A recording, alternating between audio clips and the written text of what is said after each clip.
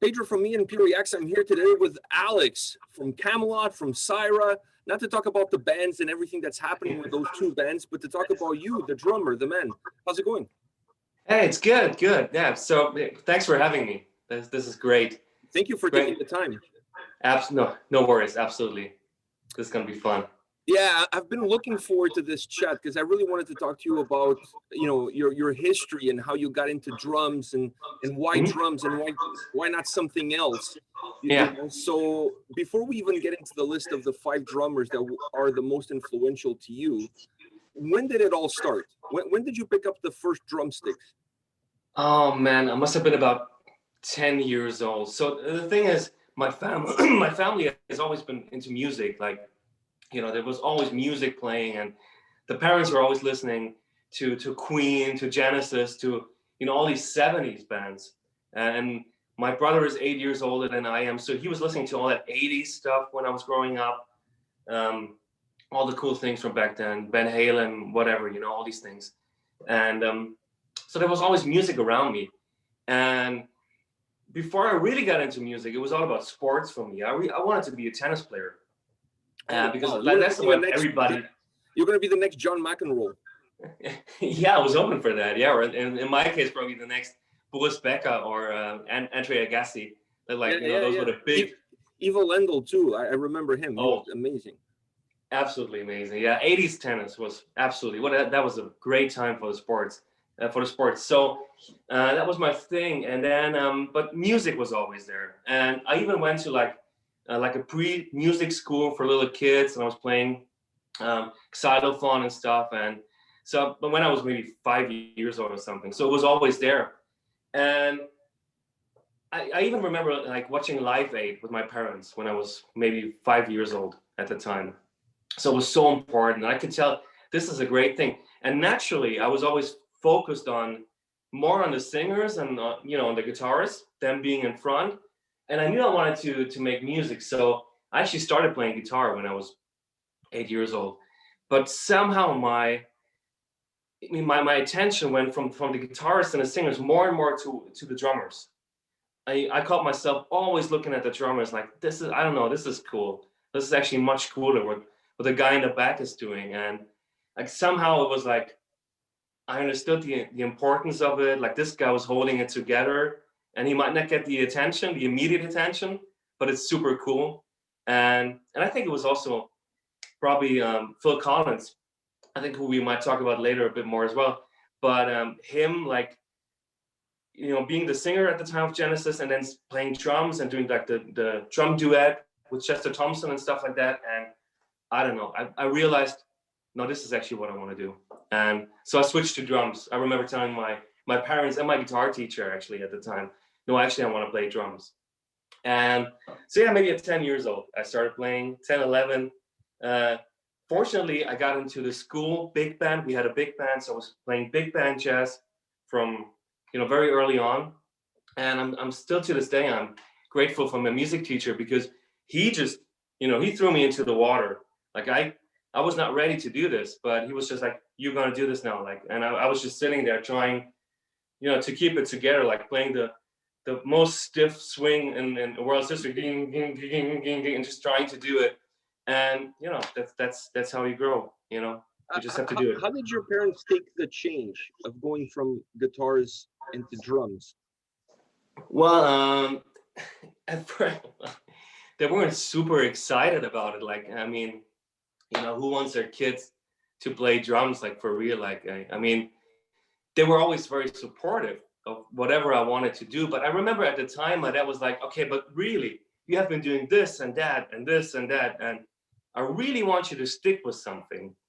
And I think this was super important because I think I wanted to prove to him, but also to myself, yeah, actually, I'm going to stick with something.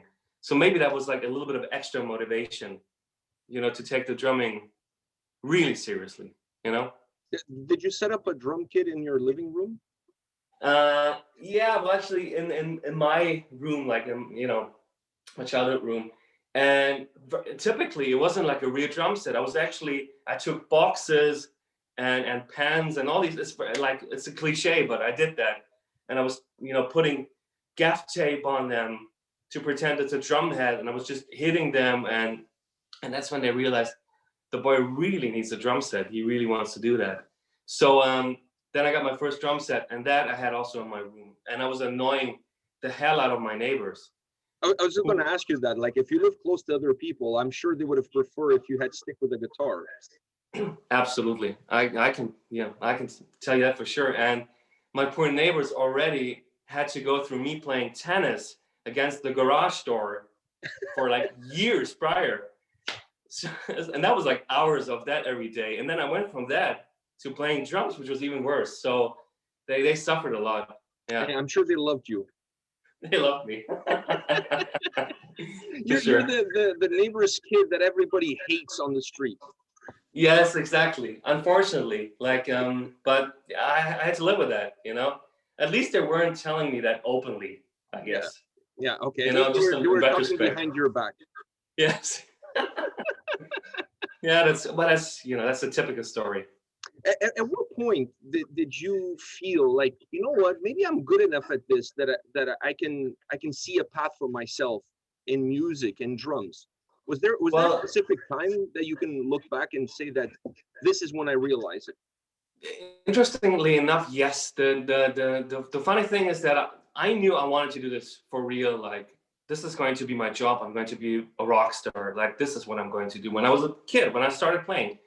But that's one thing. And even as a kid, you kind of know that, okay, I want to do this, but there's still like this outside world, and maybe it's not going to work the way I wanted to. And when I was about 15 or 16 years old, I went to a drum camp in the southwest of Germany. And it was, Dave Lombardo was actually one of the teachers. Mark Schumann, who is like the MD of Pink, and Marlon Grumbacher of Pat Benatar was playing, and Tal Berkman, the drummer of Billy Idol at the time. Now he's with Joe Bonamassa. And so we were like 60 kids mostly at that camp. And it was both Mark Schumann and Marlon Grumbacher who took me aside after maybe 2 days or so, or 3 days, because they didn't want to do that in front of all the other people. And they said, listen, this is going to be, it's not going to be easy. It's a really tough job, but if you really want to, you can do this. You can do it professionally. And I was 16 at the time, and that was a big thing. Like, hearing that from them really made a difference, and made me take it even more serious than before. Like, that was reassuring, you know. Mm-hmm. And when you got home, did you tell your parents? I don't think so. No, I don't think. Strangely enough, I don't think I told them that. At least I can't remember. Maybe I did, but I can't remember telling them that. But that was just for me. Like, that was my reassurance, and that was all I needed in that moment. And then I just kept doing it. And after school, I had to do this. What's it called in English? Like, in Germany, we would either go to the army, or we could do like this year of social work. So I did that just simply because I didn't want to cut my hair. I had long hair at the time already. So I was like, no, I'm not going to cut my hair. I feel your pain. When I was the same age in Portugal at the time, not now, but in Portugal at the time, going to the army was mandatory. So yeah, most of metalheads, one of the reasons that I convinced my parents to kind of let my hair grow a little bit at that time, and a lot of people, like a lot of my friends, was that, hey, let my hair grow for now. When I turn 18, I got to go to the army and cut it anyways. So that was kind of like the excuse. Of course, and then you could let it grow afterwards again, I guess. Yeah, got you. Yeah, it's kind of interesting that even though people are in different countries, we all kind of had the same struggles as far as hair goes. Oh, of course, at the same time too. I mean, of course, we all went through the same stuff.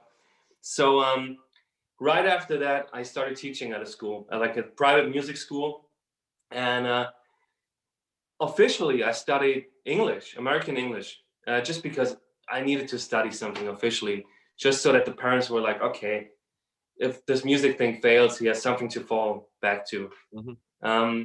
But I never, planned on becoming an English teacher like that. It was just not in the cards. And fortunately, I didn't have to. So then at some point, the whole professional touring thing started in my mid-20s. First time when I did my first couple of tours, and then the whole Annihilator thing happened. and I toured with Jeff, and from then one thing led to another. But until then, it was a bit of a struggle, honestly, of course. Teaching a lot and just trying to get into it, you know? You have a little bit of a Canadian rib with that Annihilator connection there. I have what with the Annihilator connection? A Canadian rib. There's a little piece of you that's Canadian. Absolutely, of course. Do you remember your first professional live gig? It's that's kind of hard to say, because the thing is, it's kind of hard to, you know, like, what's professional? Like, we were playing really professionally already when we were kids, honestly. Now, like at 16, 17, 18, we had our stuff together, and but we weren't paid, you know. So if professionally means being paid for it, that must have been at 20, 21 or something, first paid gig. Yeah. And then but that's paid, and that's still locally. So the first, like, internationally, I mean, probably honestly the first international thing was actually Annihilator at 26 years old. When you went on that tour with Annihilator, that first tour, how nervous were you? Like, did you know, like, how many drumsticks to take? Like, did you reach out to other people to get some feedback? Like, what do I do? Like, do I take like 5 underwears or 5 socks? Like, what happens here? Absolutely. Actually, Jeff Waters, he put a list together, and I actually still remember the list, like, with stuff we needed for the tour, and just from his experience as a band leader. And even Mike Mangini at the time was really helpful, because Mike did the record, but it was obvious that he could not do the tour. So I was in contact with him as well, and I just, yeah, like you said, I just asked fellow drummers, and they were quite helpful. And then you just do it, and you, like, I remember something really interesting, like something really helpful. I was like really nervous, like, oh my God, I'm gonna go on a real tour. And somebody said to me, look, a tour is just a collection of individual gigs. You've played tons of gigs already, so it's just lots of them in a row. And I was like, yeah, that's actually right. Yeah, you know? I've never thought about it that way, but it's true. Yeah, so that was extremely helpful, actually. Yeah, it's putting it into perspective. Yeah, it's a very simplistic way of looking at it, and it kind of takes a little bit of the pressure off. Exactly, that's what it did, at least for me. So yeah. So now getting into your 5 list. Yeah. You already mentioned one name, so let's just start off with Phil Collins. Yeah. What was the impact of Phil Collins? Was something about his style, something about his sound, something about the band in general that or was just your first experience, like, really paying attention to the drummer? I think it was a little bit of all of that, right? So first of all, he really put the drums into the spotlight for me and for many others. And you can tell, even if you didn't know at the time that he was a great drummer, and you thought he was just the singer of Genesis and a pop star, you could tell that his drumming was seriously good. You know, so it wasn't like somebody, oh, look at me, I can play a little bit of drums. You can say, wait a second, this is actually really, really good, even if you didn't know a whole lot about it. So I thought it was fascinating. But obviously, I figured out quickly he was the original drummer. And the funny thing is that even though at the time we're talking 90, 91, something like that, that's what, like, classic Genesis fans would consider probably maybe even the worst period, with stuff like I Can Dance and all that, this pop music, and not like this original fantastic British rock that they did. I never looked at it that way, and I always listened to like every LP and every CD I could find.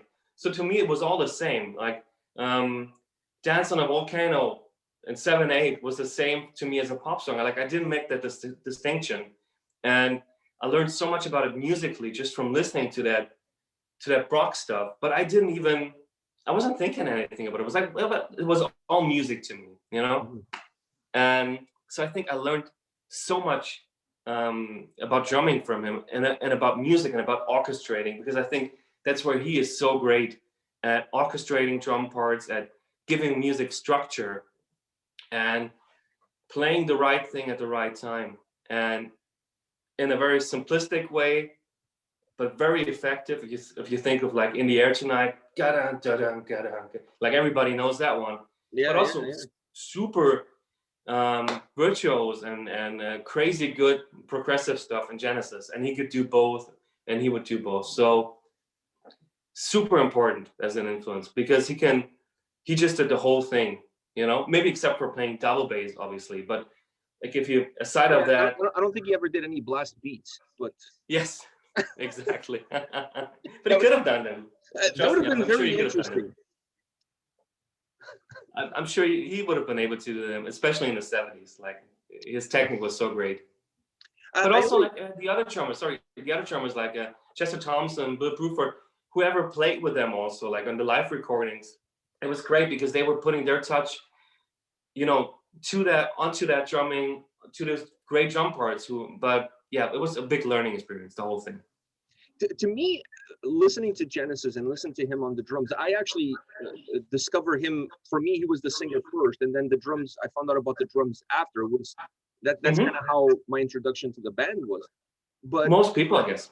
Yeah, I think most people fall under that category. But once you start going back and looking at his drumming with the band, one of the things that always intrigued me was how he was able to make the drums feel like an integral part of the song, but not necessarily in your face integral part of the song. Like it was there, it made the song bigger, it made the song better, but not necessarily abrupt or showing off, or you know what I mean? Like it was in a very mellow kind of way. That's what I mean, like giving structure, you know, giving structure and emphasizing the music. Like that's how I like to look at it too. Like in most situations, it's almost like you're carving like a sculpture. Like you give the structure to the music. The music is a stone, and you have to give the structure to it.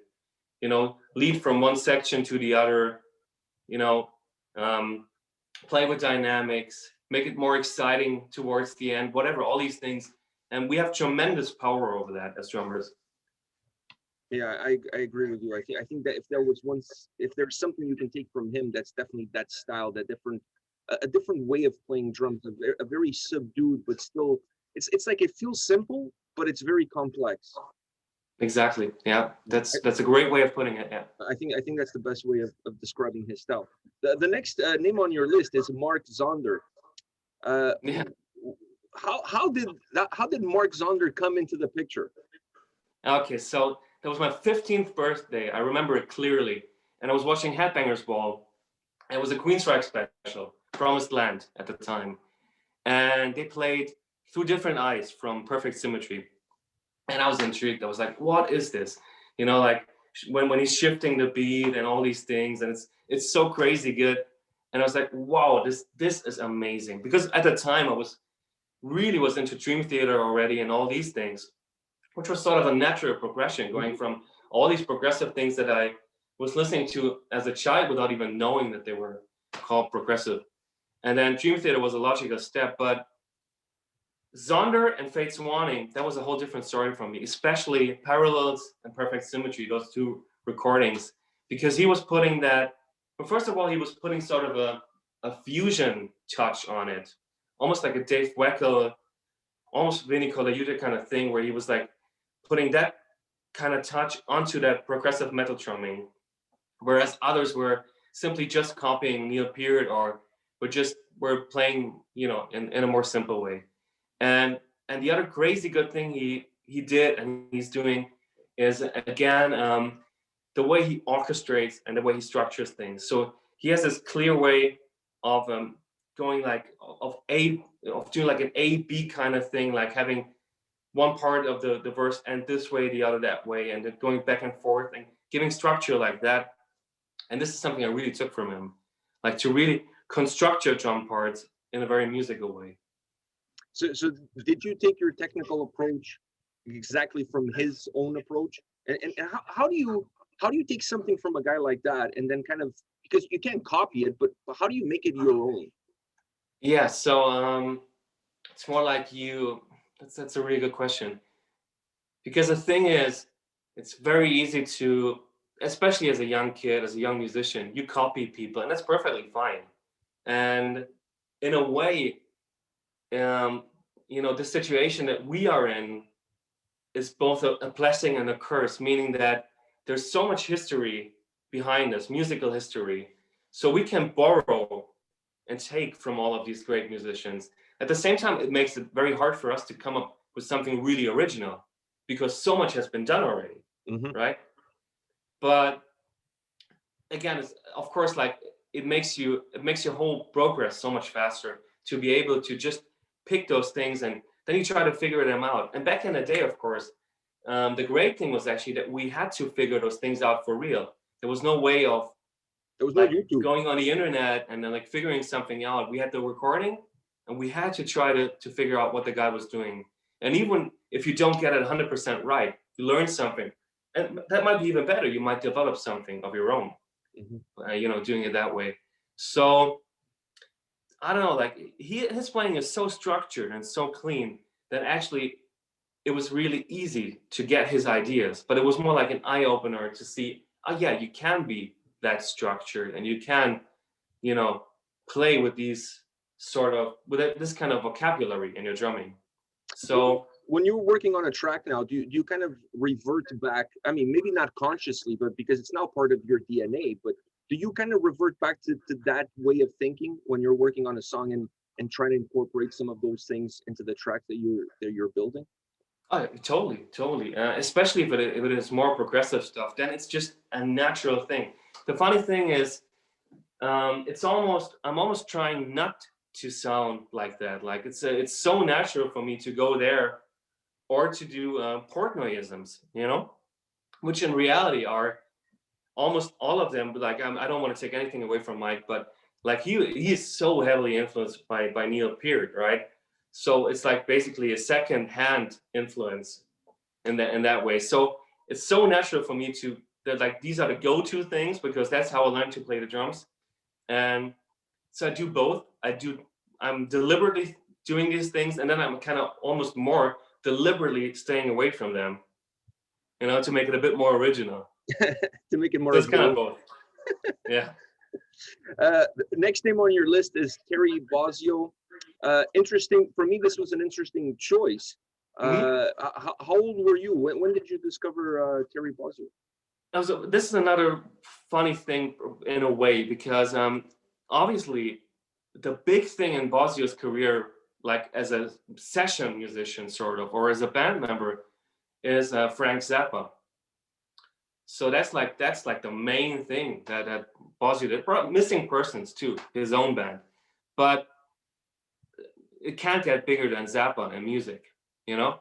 So, but for me as a kid, that wasn't my introduction. My introduction was actually the Steve Vai record, Sex and Religion, which is, I think it was Steve Vai's attempt at kind of forming a band. If you remember, it was T.M. Stevens on bass, Devin Townsend on vocals, Bozzio on drums, and Vai on guitars. Super group, and absolutely crazy good record. Now, the funny thing is, it's not like unfortunately, I never really talked with Bozzio, and I don't think I read much about it, but I sort of have a feeling that this is probably not his favorite recording. Like it's just something he did at the time, you know? But it's Bozzio trying to be a normal drummer, you know? Sort of, almost. Like it's kind of regular music in a way. It's super interesting, but it's not Frank Zappa crazy. Yeah. And this is this has shaped me so much because at the time I was 13 and I was just playing along to that, trying to play along to it. Let me put it that way. And it just shaped my whole idea of drumming so much. Like the way he was using his cymbals, especially his stack cymbals. He was, you know, doing certain accents. He was following the guitar.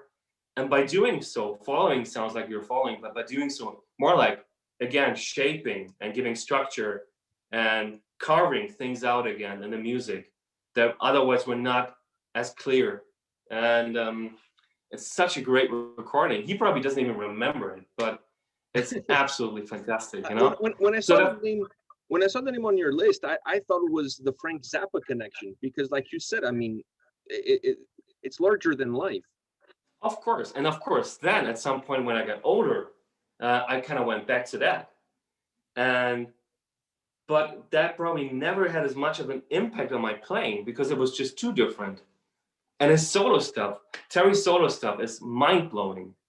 He kind of created his own instrument. It's unreal, but it's not it never affected me as much because it's just too different, I guess. You know, his approach in that specific recording was game-changing for me. And strangely enough, there's some session work he did at the time, even Richard Marx and stuff like that, and he was doing the same things. He was kind of doing all these interesting things, even though he was playing like regular 4/4 standard kind of music. And that really, really affected my playing. And of course, then when I went back to Zappa, this is more stuff that is influencing me now. Like now I'm finally getting to the stage where I can seriously attempt something like playing the Black Page, you know, because it's rhythmically, it's so difficult, at least by, you know, normal standards. And so it's an ongoing influence. But as a young musician, as a young drummer, this particular thing actually really, really, you know, shaped my playing. And you mentioned his session work. I mean, you've played with a lot of different bands, Mm-hmm. filled in with some bands. So there's a little bit of a session musician in you, if you will, at least a diversity of approach, and being able to kind of morph to whatever it's needed from you. Is that a difficult tool to have in your arsenal when you sometimes have to become something that it's not necessarily part of your DNA? You're filling in here, or you're doing a show here and a show there. Yeah, I think it could be really difficult if it was too far away from, you know, from my musical DNA. But the thing is, I think I grew up listening to such a vast variety of music, and I'm still doing it to this day. And I've tried to cover a lot of ground musically, even by starting to play big band jazz as a kid. And I've always loved Latin music and all kinds of music. So by no means I'm like an expert player when it comes to Latin music. So I could never, like, it'd always be pretending, but at least I can do, you know, I can do it good enough to kind of get away with it if I had to.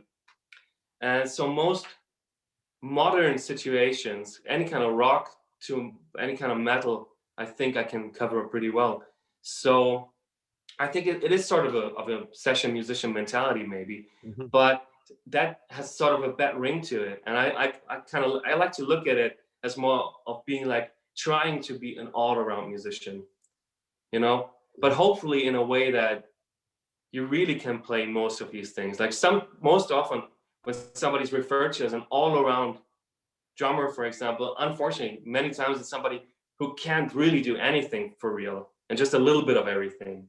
And so, of course, that's not what I want to be, but yeah, you can only try.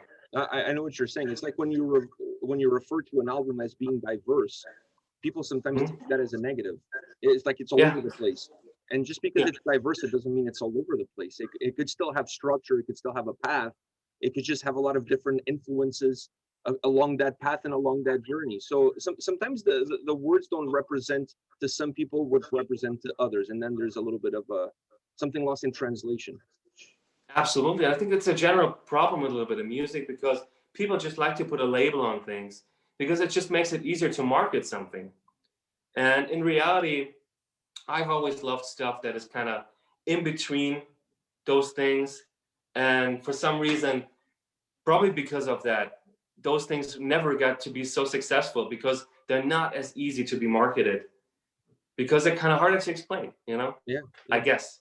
That's why I always love Total or Extreme or stuff like that.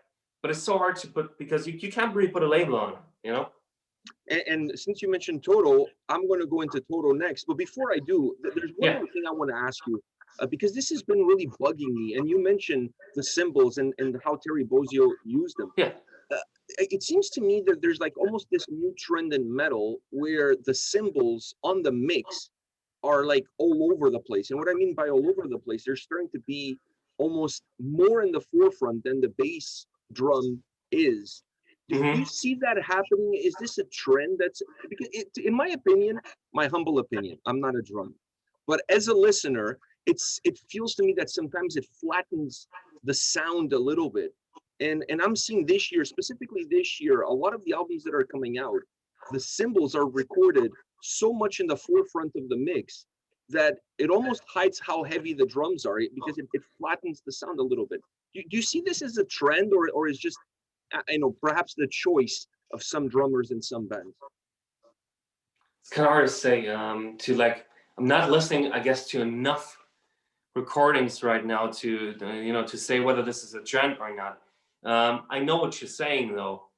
My guess is that in many cases, what's happening here is that people are actually recording with with electronics and recording with real acoustic cymbals, and then just triggering samples from the electronics, but having the real acoustic cymbal sound. Mm-hmm. And for some reason, that producers like to put those cymbals higher up in the mix. The problem with cymbals, though, is of course that they have a very particular frequency, and they're too loud. Sometimes it doesn't work. Then on the other hand, if you listen to some classic Van Halen stuff, especially 5150 or something, the cymbals are super loud on that album, and it sounds great. But yeah, it's hard for me to make general statements about production because it keeps changing too all the time, And I think it could work for one album or for one band, but not necessarily for another. I think it all depends on what you're trying to achieve with that specific sound on that specific record. Absolutely. I just find that if you're trying to make an album that's heavy, that has a little bit of bite, and then the cymbals are super loud, you're taking away all the heaviness from the record. The record just feels a little bit more spread out, if you will. Yeah, it's drowning in the cymbals then, I guess. Yeah, I see what you mean. Yeah, but honestly, I know like this is not our topic today, but like to me, the thing that annoys me more is that recordings have become too artificial. Like there's too much, editing and too much resampling and stuff like that. So as long as something sounds like an acoustic drum, I'm happy already at this point, And it's just the way that music is being produced nowadays. Also, it's kind of, I mean, of course, I'm looking at it from a different perspective. I'm a drummer, and I want to hear the actual instrument, and more importantly, I want to hear the drummer. And if you edit, the life out of a recording, you also edit the musician out of it. So. But this is for another talk. We could talk hours about that. It's a whole different discussion. But you mentioned Yes. Toto. So Simon Phillips. Mm-hmm. What is it about Simon Phillips that you find interesting enough that took a hold of you?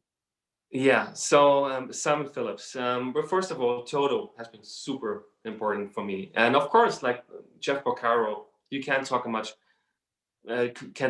about Jeff Porcaro, but Simon has been the bigger influence on my playing in terms of choice of sounds. First of all, he has such a great and distinctive sound, and what he can do is he can play something really simple, a little bit like Phil Collins again, but it's so tasteful, and he plays it in such a great way, and he plays it with conviction. I think this is the important thing.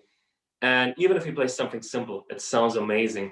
But of course, he can also play stuff that's out of this world, crazy, virtuos and great. And I don't know, it's like the way he solos, everything, his technique, the way he looked when he played or when he plays. Fortunately, he's still playing. There's so much about him. Like I could go on for hours just about how much I love Simon Phillips. Tambu from Toto, 95. It's still like my definition of a great drum sound. It's such a great recording. Like you cannot record a better drum sound. I find that it has this warmth to it. Mm-hmm. Almost has it has a built-in its own soul, its own heartbeat. It's really strange. It's not like you see it all over the place. It's very unique. It is, and the interesting thing is, like, I had a chance to sit behind the drum one time and just hit the toms a few times. They really, if you just play them, like they don't sound as great like when you sit behind them as they sound on the recording or in the PA. But that's the whole point. A microphone hears things differently than a human ear. And as a drummer, we sit like a meter or something away from the stuff that we hit. And that's where we would like to have it sound great. But sometimes it works really differently with a microphone. And he must have figured it out like nobody else. So because he always sounds so great. Every live show I've seen with him, unbelievable. Like the sound is just unbelievable. Every recording, and that's great. But so that's one thing. But also the playing, like I don't know. I'm just a big fan. You know. I can tell. Yeah, always been. I can tell. He's such a nice guy. I remember I was like I was 14 or so at Frankfurt Musikmesse, and he was doing like a signing session, and I was just trying to get there to get a drum head signed, and I'll never forget it. Like the way he waved me over to him, like like being all this British gentleman, and well, what's your name? How old are you? And like and signing, it was great, like. Wow, what a memory! That's great. That's amazing. The last name on your list. Let me just start off by saying this.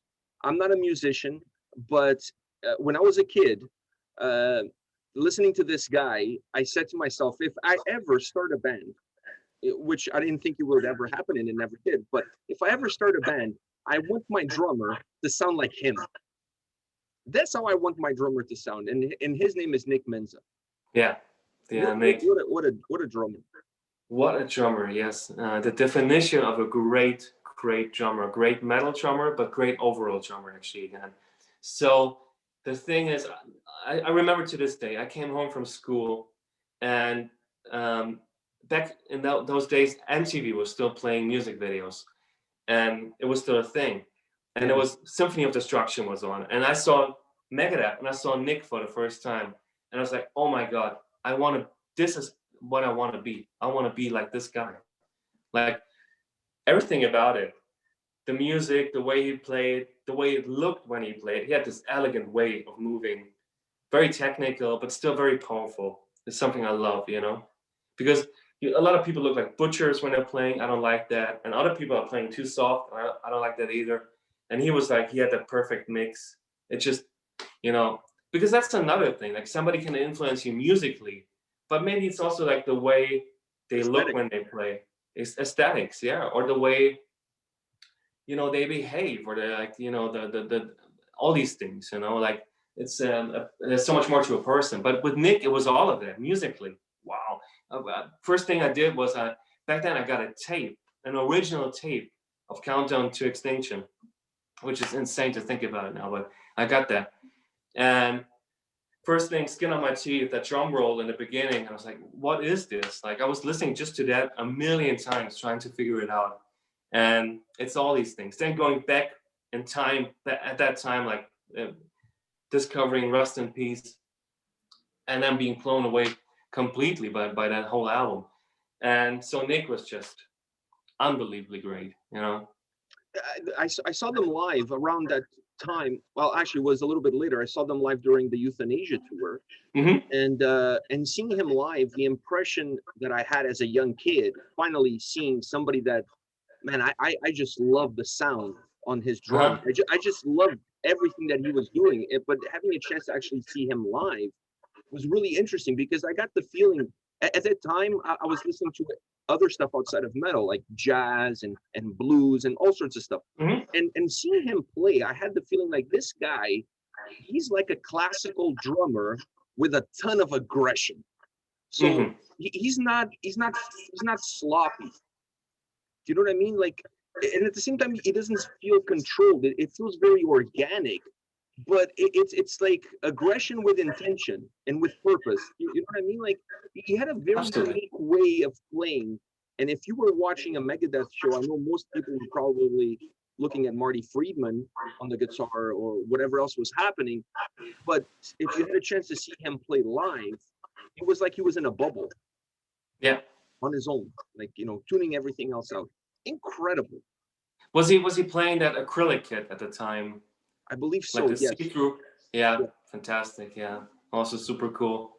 Yeah, Euthanasia was great too. Absolutely, and exactly, I agree. Like that's what I'm trying to say. He was like very technical, very elegant, but still very powerful.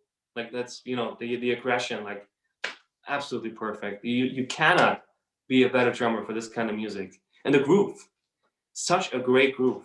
Like, because a lot of metal drummers, that's like, most often that's where they kind of lack a little bit. It's like the actual groove. And he was playing that. He could have played R&B, the guy. I mean, he's, you know, I mean, what a drummer. And of course, I mean, like I'm a huge Megadeth fan, like in general. So when was it, like 2 years ago, we played Tempe, Arizona, and I didn't know about it, but Dave Ellefson showed up suddenly because his son actually likes Kamelot a lot. So I was a bit starstruck, to be honest, and I tried to pull myself together. And it was very easy because he's such a great and nice guy, so that you know, went away real quickly. And we talked a little bit about it, and he told me, "You reminded me of Nick," and I was like, "I can stop right now. This is it. You know, this, I can't achieve more." And then actually I went on and played with Dave at a bass clinic he did, and we did a bunch of Megadeth songs, and that was amazing. You know, like those are the things that are larger than life. You know, you can't believe, like imagining myself, like my 13-year-old self, seeing that moment. Yeah, you know? Imagine when you had that countdown to extinction tape. Yes. Imagine somebody told you, "Hey, you know what? When you get older, you're gonna get to play some of these songs, you know, with the Dave Ellefson band." Yeah, exactly. Like, yes, exactly. You would say that they were absolutely insane. Exactly, that's what I would have said. Yeah, but that's actually what happened back then. So that's yeah, that was great too. And still, like I was like, Nick's stuff, it feels untouchable, really, still to me. So yeah. I think he's one of those drummers that really left a strong mark and a strong impact, not just on fans, but on his peers as well.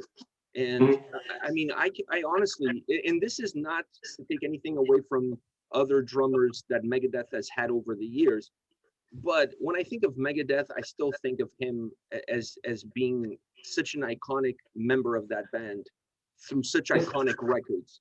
It's also the iconic lineup, I think, in general also. It's their best lineup, I think. It's hard to argue with that. Dirk is obviously doing a fantastic job, Dirk Van Beuren, and he's very respectful with the material. What a great drummer in his own right. So he's doing absolutely great. I wasn't always very happy with every, you know, other, you know, drummer they had in between, but Dirk is absolutely fantastic. Oh, Adler did a great job too. So, you know, but as a fan, it was so hard for me to see somebody else play that stuff, and that's what I remind myself of when sometimes I get the feeling that maybe because I had to step often when I was stepping in situations, you have to replace somebody, and I get it that fans kind of want to see a particular person or a particular lineup, and then all you can do is, like, you know, do your best and be authentic and be respectful to the music and the fans, you know, and hope for the best. So it's never an easy situation to replace somebody like that. How much freedom do you give yourself in that situation to kind of change ever so slightly? So you're playing something, you're keeping it straight to what it was, but at the same time, you're giving it a little bit of who you are. Yeah. So honestly, to me as a musician, of course, it is super important to be able to give it my own twist, because otherwise I'm just copying and I'm just a robot, and it's not very satisfying. That's not why I started to play music. But like I said, you have to be respectful to the music, because somebody was thinking about these parts and did them on purpose, and they have a meaning and they are part of a song. So it's a very thin line.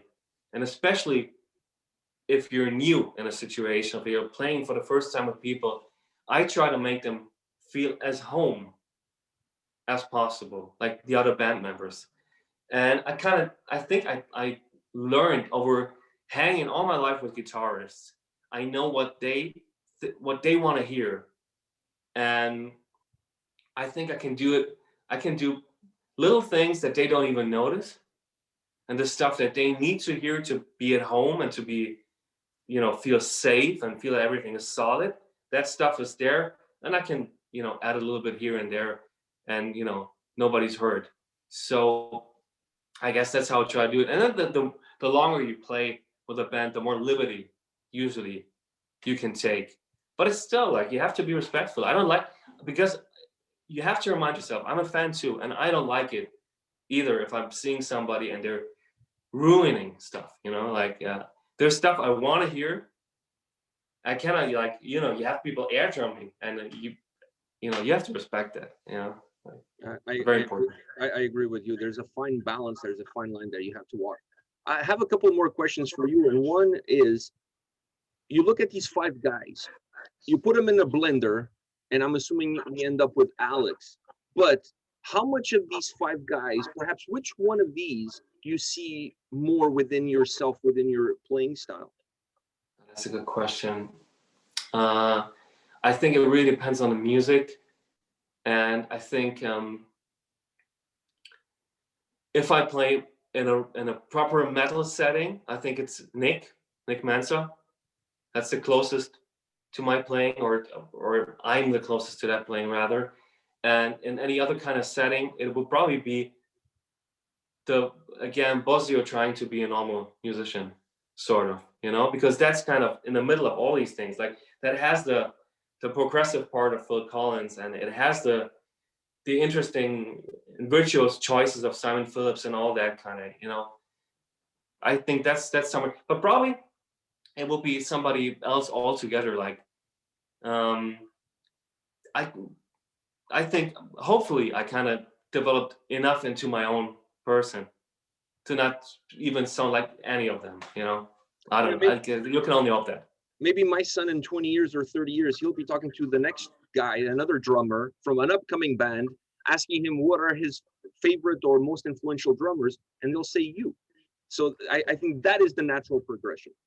That would be fantastic. Yeah, I mean, it's and it is really like, you know, the older I get, the more and more I start to get these comments, and it's like, it's crazy for me, because I remember being that kid, and you just switch places, and I could never take that for granted. And that's why what I'm trying to remind myself also, whenever I'm playing a show, or whenever I'm playing a drum solo or something, especially with solos, a lot of times you're like, oh my God, I'm repeating myself, like, you know, like it's starting to get a bit boring. But there's always like a kid or 5 kids in the audience, and they're seeing this for the first time. And to them, that's the biggest thing ever. And that's what you have to remind yourself of, you know? Yeah, it's Michael Jordan used to say that every time he went on the field to play basketball, he gave it 110%, because there was somebody watching him for the first time, and he didn't want them to go home thinking that he sucked. You know, so yeah. It was not about the 99% that were familiar with him. For him, was playing for that 1% that had never seen him before. Exactly. I think and I mean, anyways, like, I'm not trying. Obviously, you always have to give, you know, your everything, because people deserve no less. It's just that just sometimes you have these thoughts for yourself, like, okay, I'm starting to be repetitive, like, because you can't help it, you know. It's like you're playing a tour, and then like you're doing 40 shows, and on the 28th show you're like, I'm kind of starting to go through the motions in the solo a little bit. And that's when I remind myself, no, first of all, you're not doing this, and secondly, there's still people who are seeing this for the first time, you know. Yeah, 100%, 100%. Yeah. The last thing I want to ask you is, it has nothing to, well, it has something to do with drums, but not really directly with drums. I heard that you're involved in a different kind of business. It involves cymbals and necklaces and chains and that kind of stuff. Oh, yeah. I really want to ask you about it, because I was talking to Jake, and he showed me his Halloween pendant, and he gave me a little bit of a background on how he was done and all of that. I was blown away. I had no clue. So can you tell us a little bit about what you're doing with cymbals and these? Oh, absolutely. Well, thank you for asking. Actually, I saw the interview, and I was like, oh wow, this is great, because I didn't know, like, it wasn't planned. And it was really nice that it kind of came up naturally with him talking about Halloween. So yeah, so actually I'm wearing one here right now. So I don't know, can we see this or not? All right. So we have a company, and it's called Jam Sessions. And what we're doing is we're creating jewelry that's made from drum cymbals. Usually it's broken drum cymbals. And the whole thing started with me maybe 5 or 6 years ago, practicing, and a little piece of a cymbal broke off. And it looked like a perfect pen. And I was like, wow, I would just need to drill a hole in this, and this would look great. And that's how it started. I was like, wait, this is actually cool, because I'm breaking cymbals all the time, and this could be something some useful thing we could, you know, do with them. One thing led to another.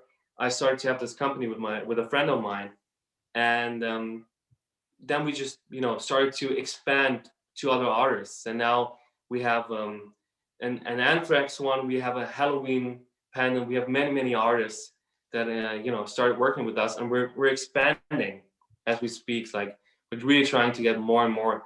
And so the idea in the end is really that the ideal thing would be the fan gets a pendant and he knows this is from a symbol, from a particular tour or from a particular album. That's the thing with the Halloween ones. The Halloween ones are made from symbols that Donny Löbler from Halloween used. Mm-hmm. And I think this is just fantastic. Just imagine you had like a pendant and you knew Nick Menza used it on Countdown to Extinction. You know, I think the idea is absolutely phenomenal. I mean, I'm a huge King Diamond fan. I would give a left testicle for a Fatal Portrait or Abigail symboled necklace. I mean, I would so down for that. Yeah, but that's funny that you mentioned that. It's also this. Wait, because just we're talking about it now. King Diamond. So you should really get your hands on this. Have you seen this? No, it's Snowy Shaw's book, the Book of Heavy Metal. I know he released it, but I haven't gotten my hands on it. Is a must buy? Absolutely, yeah. It's a must buy. It's a must read. Great book. And because I'm just actually reading it at the moment, and yeah, and we might have like a little bit of a thing with a King Diamond connection at some point soon too. So, but yeah, so. Well, let me know when that happens, because I'll be throwing some Canadian dollars at you. That's great. Because I definitely, when I saw Jake's, I was like, that looks amazing. First of all, I like the design, I like the idea, I love the concept. So this is something that I really think it's something cool. I don't wear jewelry, but I would definitely buy one and I would wear one. That's awesome. Yeah, maybe we can put a link like below or something. Yeah, I'll put a link. Send me a link, and I'll put a link in the description of the video so other people can go check it out. And we'll put information for your Instagram page as well, so people can follow you on all the different socials. And well, let's wrap it up. Thank you very much for your time. On this note, let's wrap it up on a great positive note. Once again, I really love the idea. I really think you're thinking outside the box, and I like when people think outside the box.